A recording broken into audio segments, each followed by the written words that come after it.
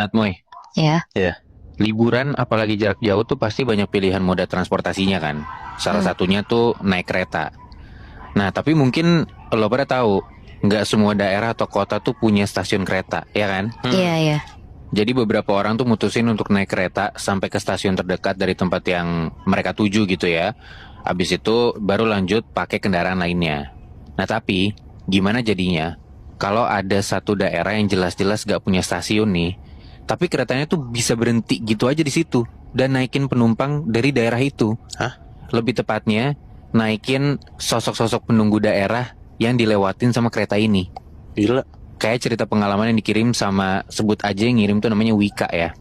Kejadian ini sebenarnya udah cukup lama pas Wika tuh masih duduk di bangku SMP awal. Di situ Wika punya adik cewek yang masih sekitar umur 4 tahunan, namanya Keisha. Di liburan semester ganjil ini kebetulan bokapnya tuh ngajak buat pergi sekeluarga ke Dieng, Wonosobo.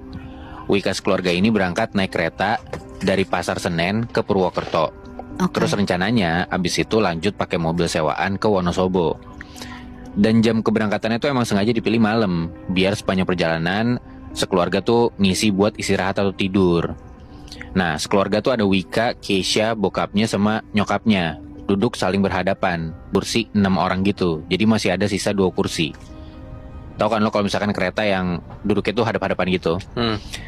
Nah, suasana kereta tuh cukup rame malam itu. Tapi ya kondisinya emang masih cukup tenang. Sampai sekitar dini hari, tiba-tiba keretanya tuh berhenti mendadak. Tapi bukan di stasiun besar gitu, Moy. Wika coba buat lihat keluar jendela, gelap. Cuman ada bangunan tua rusak, terus tulisan stasiunnya tuh agak kabur gitu.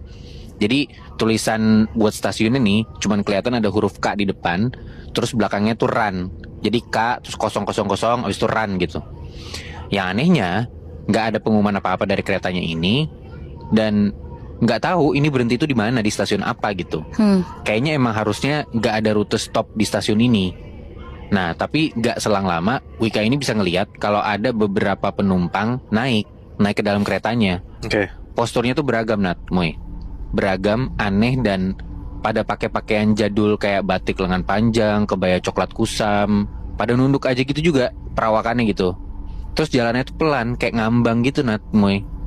Dan salah satu penumpang ini ada yang duduk persis di sebelah ibunya si Wika. Sosoknya tuh ibu-ibu tua, kerudungnya hijau pudar gitu, kulitnya keriput, mukanya pucat, matanya tuh nggak kedip, dan mulutnya kayak gerak tapi nggak bersuara gitu. Dan duduknya tuh aneh, Moy. Kayak yang coba ngebelakangin Wika sama adiknya gitu. Nah, di situ Keisha tuh langsung nyolek Wika.